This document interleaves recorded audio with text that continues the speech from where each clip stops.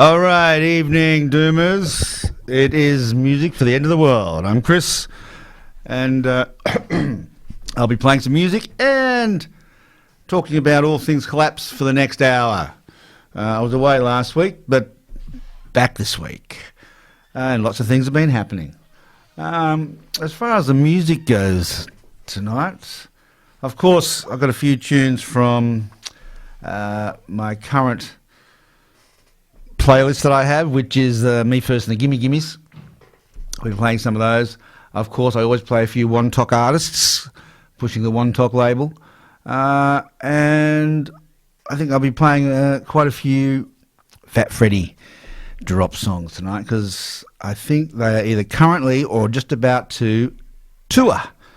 So if you want a really good night out dancing, listen to some nice beats, I recommend going to see Fat Freddy drop. They're terrific live. Really, really good. All right, let's start with them then. Here is probably one of their most well-known songs, Wandering Eye, Fat Freddy's Drop.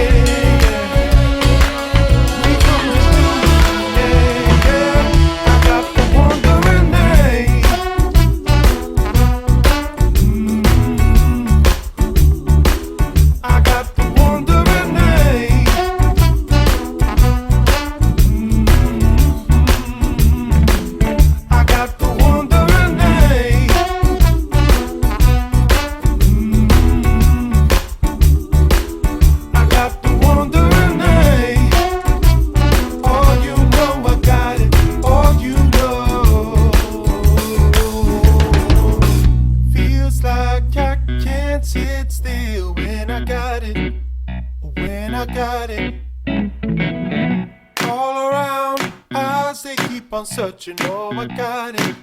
Yes, I got it. When will it cease? Never gonna end. Lost my family, I lost my friends. Faces familiar, far from the same. Come a little closer, let me know your name.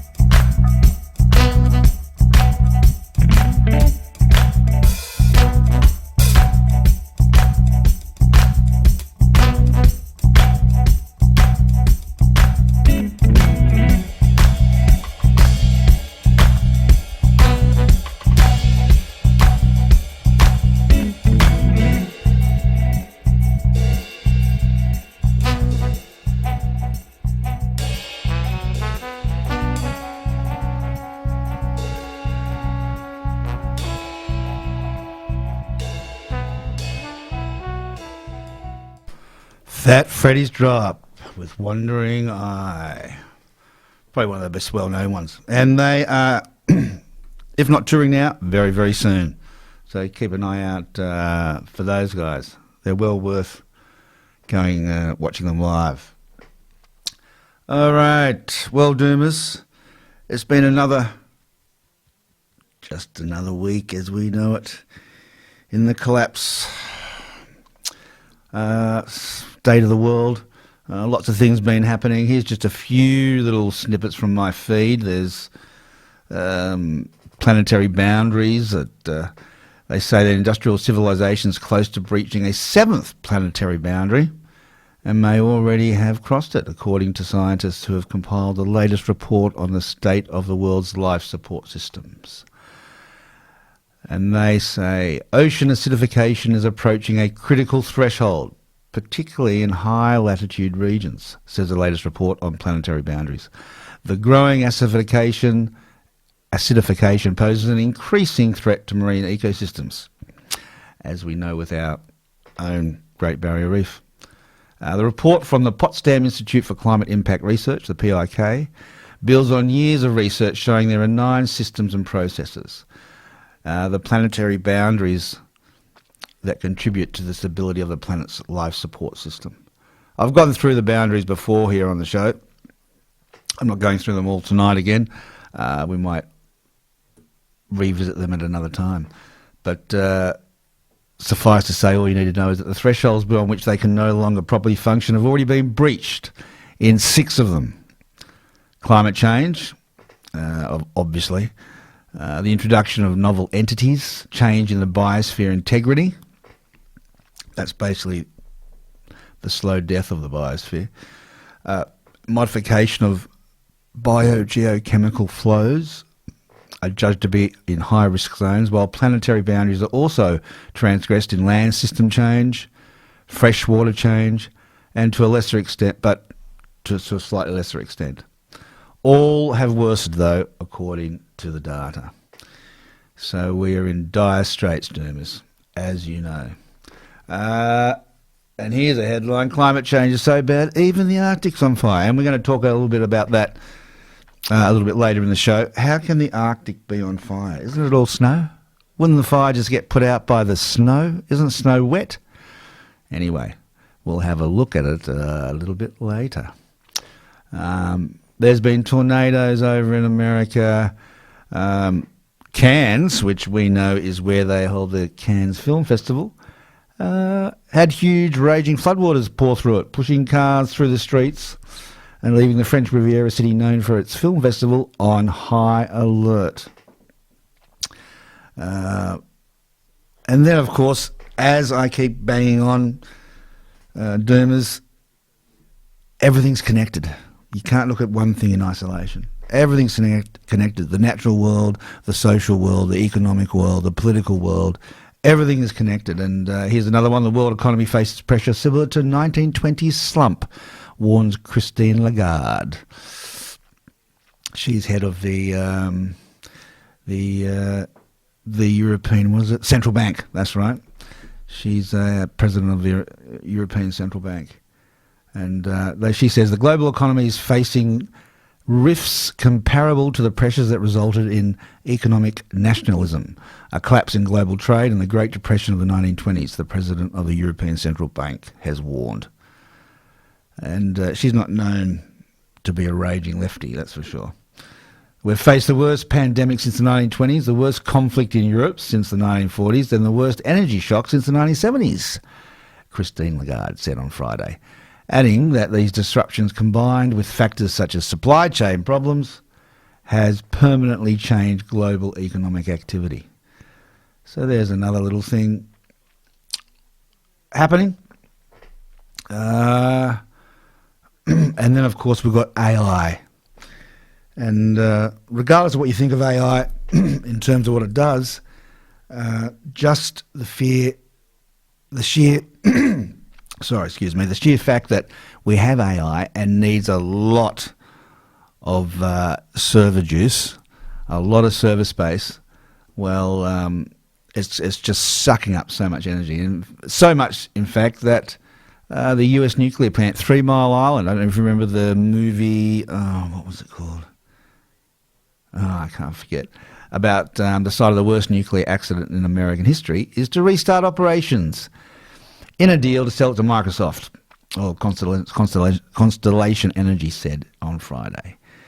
AI requires energy that is 24/7 and heaps of it, Ericsson told CBS News, and the nuclear power is one of the best sources to provide that consistent need for energy. So they're going to reopen an already failed nuclear plant. So things are getting desperate. And then another study just came out the other day of mostly climate science believers, such as myself, shows just how easily information and misinformation can blur people's sense of the truth.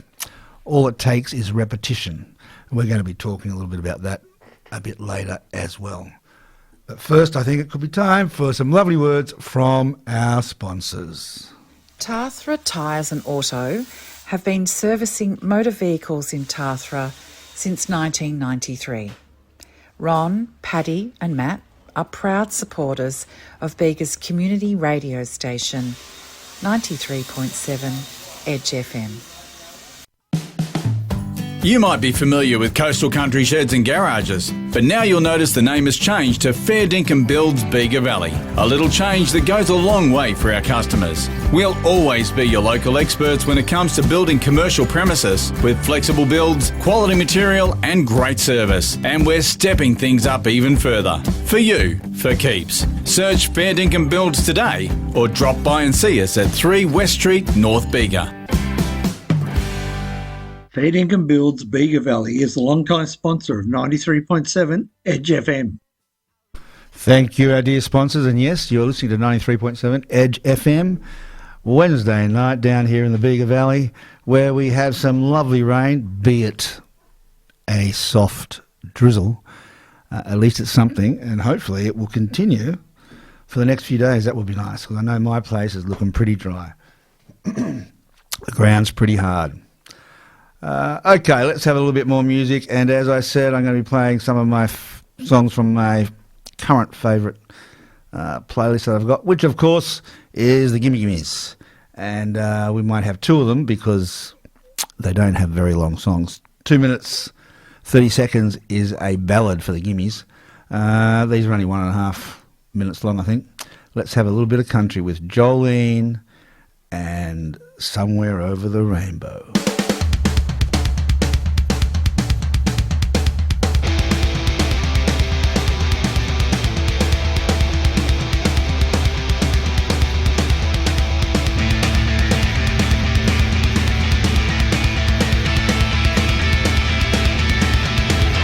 Jolene, Jolene, Jolene,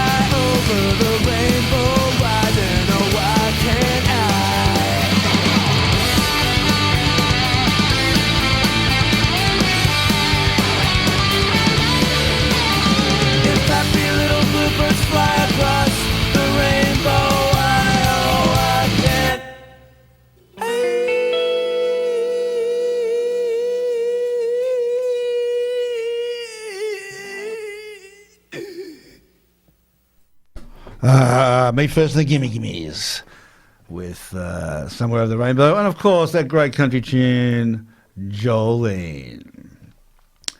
All right. Back to some collapse. Now, we were talking about how the Arctic is on fire. How can that be? How can it be? From Siberia to Brazil, wildfires are moving underground and burning up massive carbon deposits. And the resulting emissions threaten to worsen global warming, which of course they will. The Arctic tundra, the vast floodplains of Brazil, the Indonesian peatlands.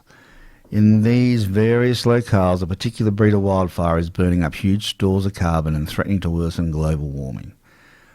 And what sets these fires apart from your regular raging bushfires that they have in Canada, America, and Australia, and in Spain, well, everywhere really, is their tendency to move below ground into carbon-rich soil layers.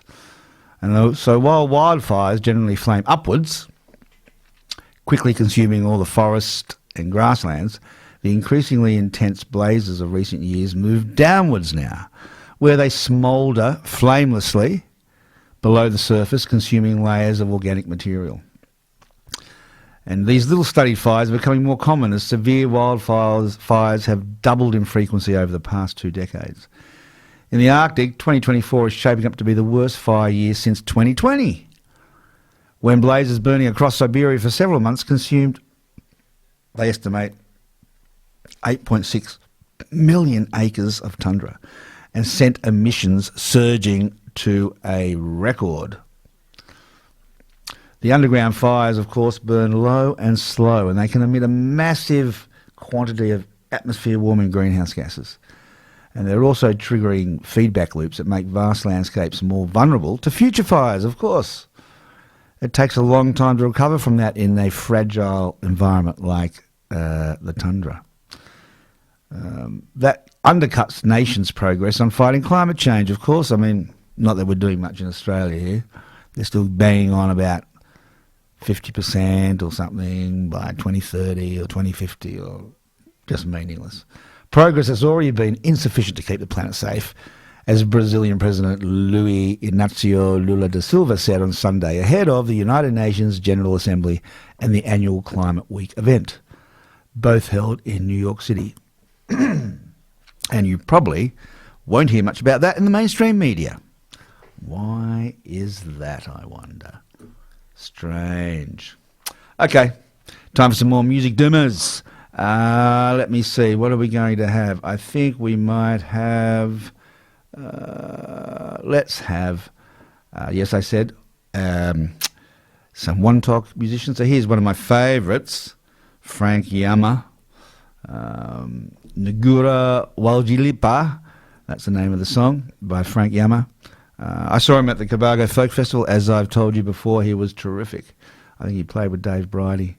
Anyway, here's his song, Guta Waljilipa. Enjoy.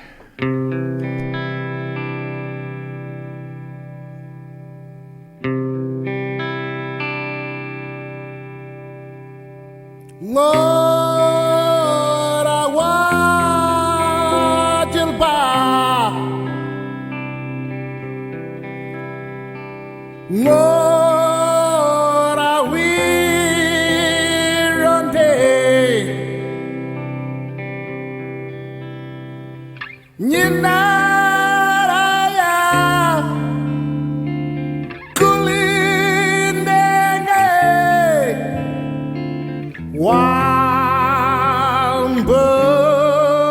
Wambekuya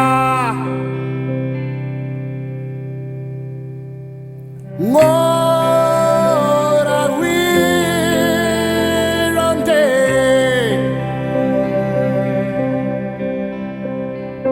Ngora wajilba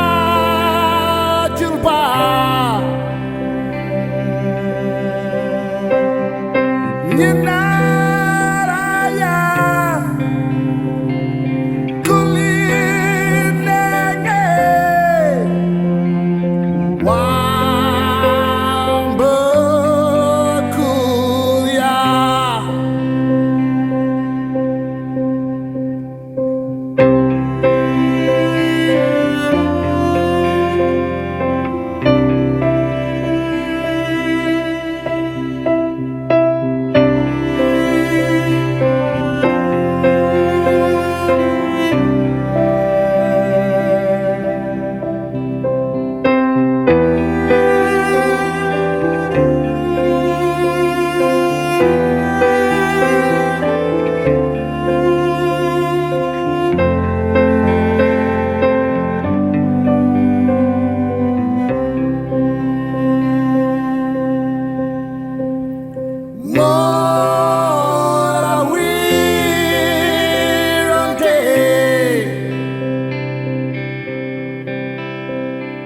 Ngora wajil ba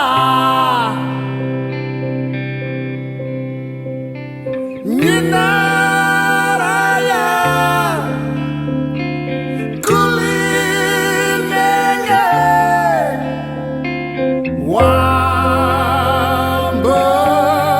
Wambakuya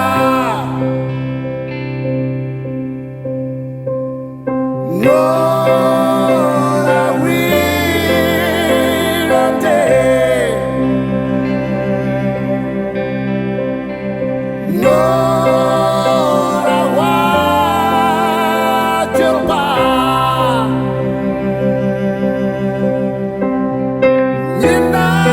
Nyinaraya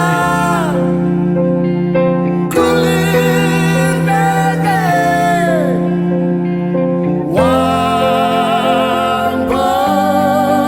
Wambakuya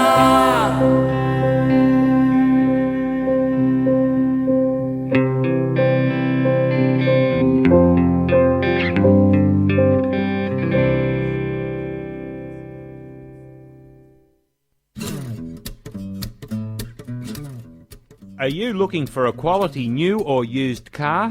You can't go past the South Coast's premium motor dealers, Rondoyle Motors and Eden Mazda, at 113 Princes Highway, Eden. They are dealers for Mazda, Isuzu and Nissan, as well as having a great range of quality used cars and full workshop and parts facilities. Rondoyle Motors and Eden Mazda are well known for their outstanding customer service and excellent workshop. Give them a call on 64961 420 or check out the website at rondoylemotors.com.au. Rondoyle Motors and Eden Mazda are sponsors of 93.7 Edge FM.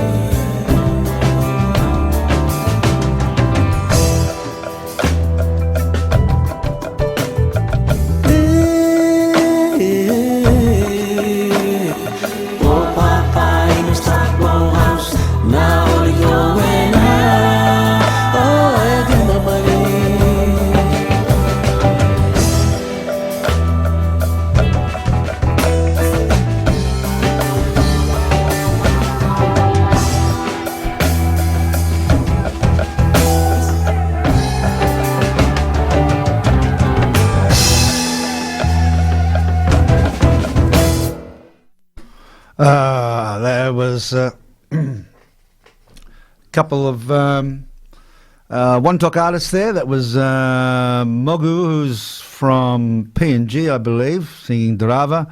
And we had a message from our sponsor, Rondor Motors, before that. And kicking it off was Frank Yama with Good Waljispa, one of my favourite artists from the One Talk label. It's 7:38. You're listening to 93.7 Edge FM, and this is Music for the End of the World, going until 8 o'clock. We were talking about how the Arctic's on fire, not just the Arctic, but a lot of tundra. But concerning the Arctic, Johan Goldammer has studied wildfires for 50 years, from the coldest parts of the world to the hottest. And you can tell when a blaze moves underground, he says, by its smell. The rich organic material beneath the surface produces an odour that's nasty and acidic.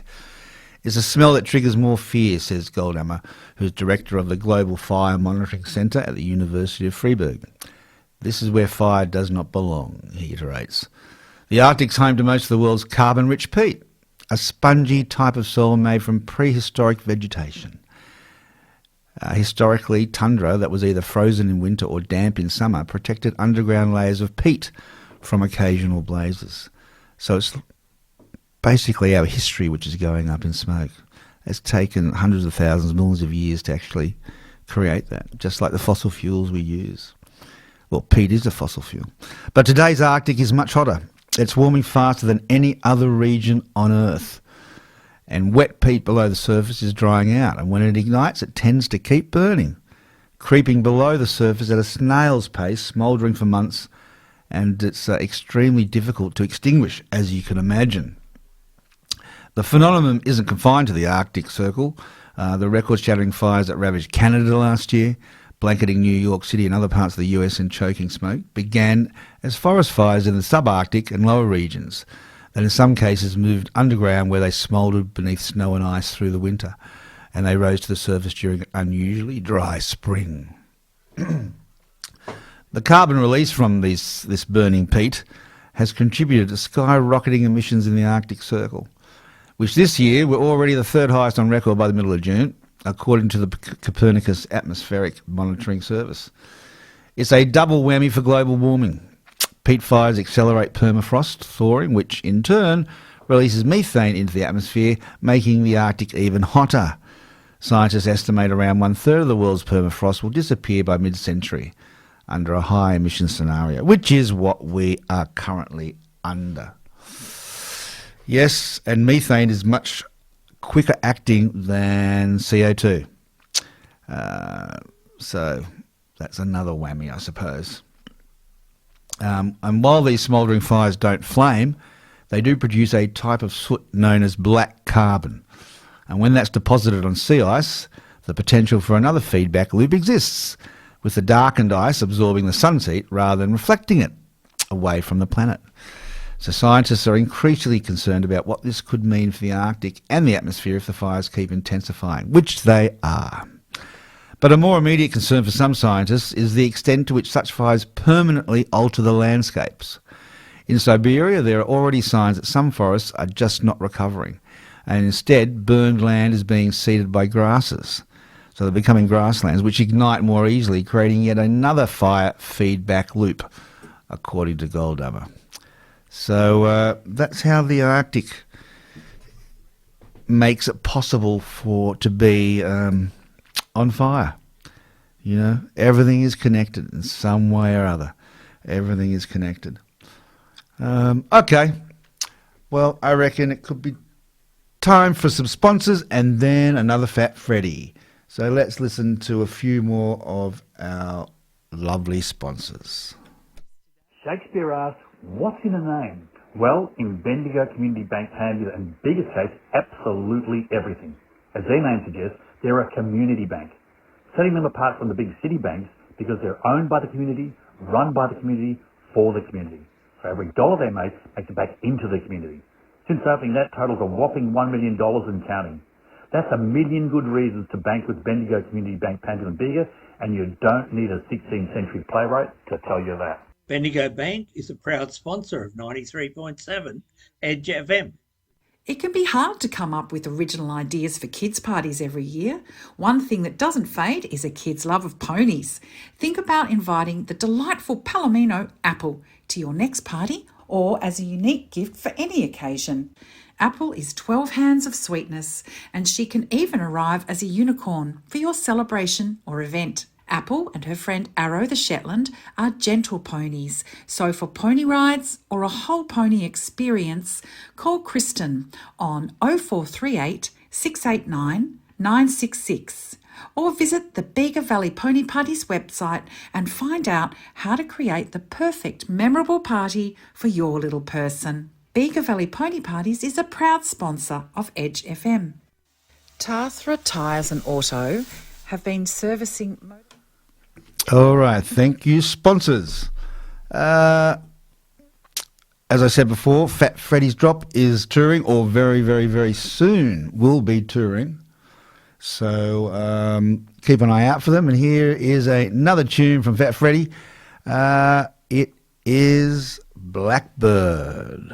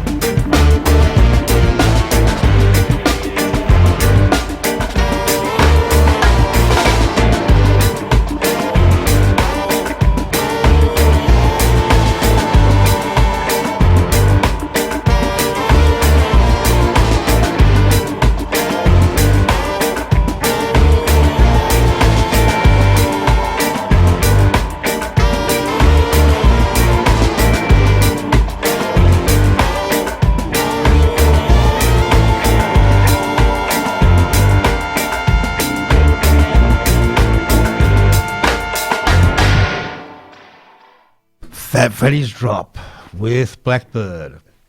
And as I mentioned before, they are touring, or just about to tour any day now, around Australia. So keep an eye open for them because they are fantastic live. Now, we've been talking about the Arctic being on fire. But of course, it's not the only peat-laden lands in the world. There's the Pantanal, which is in South America. The presence of peat supercharges the carbon emissions of a wildfire, as we know, and that's why the blazes are ravaging Brazil's Pantanal, the world's largest wetland containing massive stores of peat, have been so devastating. You may have heard about the Amazon being on fire as well. Peat only covers 3 to 4% of the Earth's surface, but it holds up to 1/3 of the world's soil carbon. So it's very, very heavily laden carbon part